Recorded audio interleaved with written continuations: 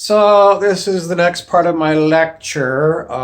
Just the introductory lecture was about um, how we live in a reality that was called in the past Maya, M-A-Y-A, and Elon Musk today calls it like a simulated reality, The Sims, and it can be likened to the Matrix that Mr. Anderson lived in the Matrix movies. Um, I was going to talk a little bit about consciousness, and David R. Hawkins, the psychiatrist, stole the idea from somebody else that you can have a scale of consciousness that you can measure people against using muscle testing. And the scale runs from 1 to 1,000, where it's a logarithmic scale. 1 would be the consciousness of an amoeba, and 1,000 would be an avatar, such as Jesus Christ, Buddha, Zoroaster, Krishna, Ahura Mazda. Basically, you can muscle test and get where any particular being resides on there. Dr. Hawkins talked about that as you go up higher on the scale of consciousness, you get to the point where you experience what are known classically as the Siddhis, Siddhis. Siddhis are paranormal things, just things that are just not normal to a human, but very basic things would be synchronicities.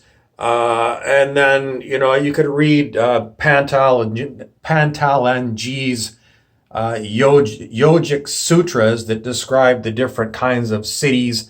And there's all kinds of oddball things that come up, different psychic things, telepathy, telekinesis, making yourself very small, making yourself very large, invisibility.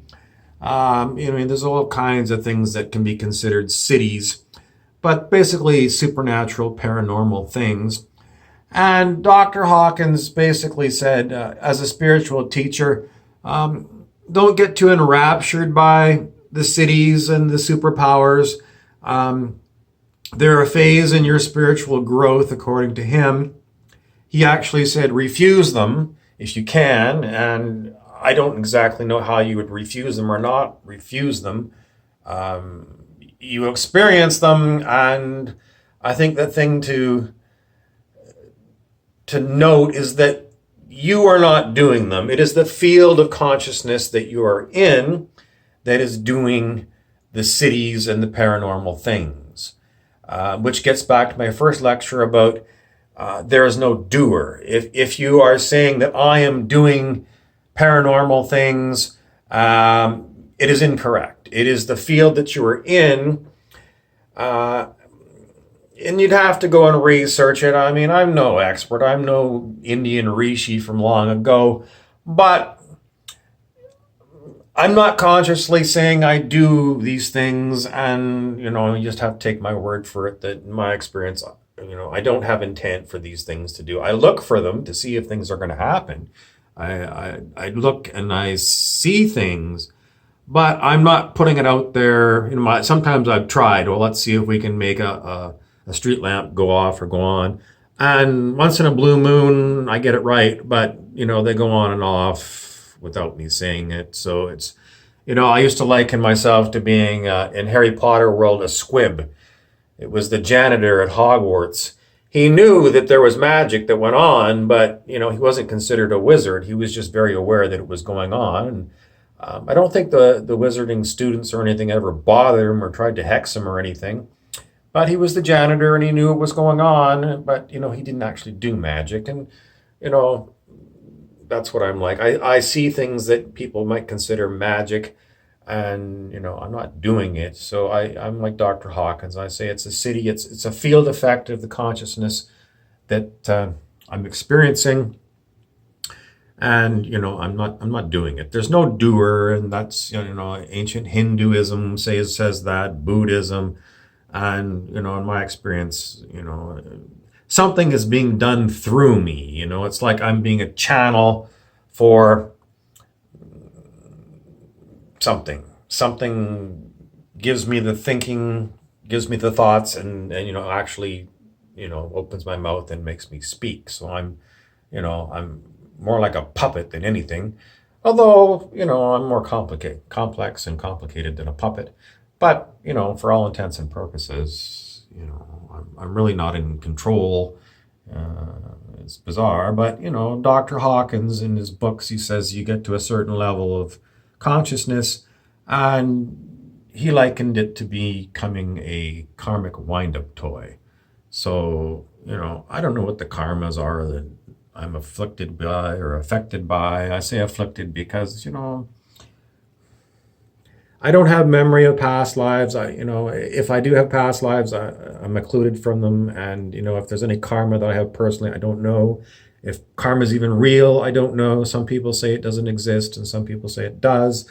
I really don't know. I don't know. And, these are just teachings that people say, and I'm just repeating them. I cannot tell you if they're true or not, so take everything with a grain of salt. But it is useful to give some sort of research background as to what might be true. And, having a might be true is better than no idea at all. So there you have it. So, and as far as the Siddhis go, well, the Buddha, they said that in the mythology that the Buddha walked and lotus flowers grew in his footsteps.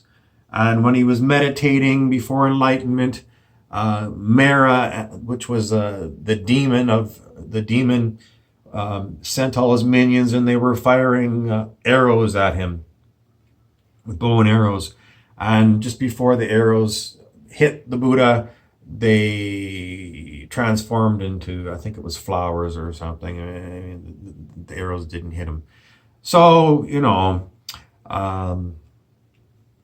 I guess the whole point of it is don't be too concerned one way or another. What's going to happen is going to happen. And Dr. Hawkins said that, it seems like when you're at lower levels that you're pursuing enlightenment. In other words, you go and you get books and watch videos about enlightenment if that's what your interest is. But he says what's really happening is what you're seeking, enlightenment, is actually pulling you towards it. So, it's almost like the Christian concept of the elect. If you're an elect, then, what they call God is pulling you towards God. And the Buddhists say there's really no God, and there's not even anything that really reincarnates, but they sort of don't exactly say that. They say something goes from lifetime to lifetime. The Hindus say there is definite reincarnation, and the Christians apparently used to say there was, and then it got edited out of the Bible. So, does it happen or not? I don't really know. I have memories and things in meditation, but I don't know if they're real or they're just something put there for me to experience. That's part 2 of my lecture, and maybe I'll have some more for you.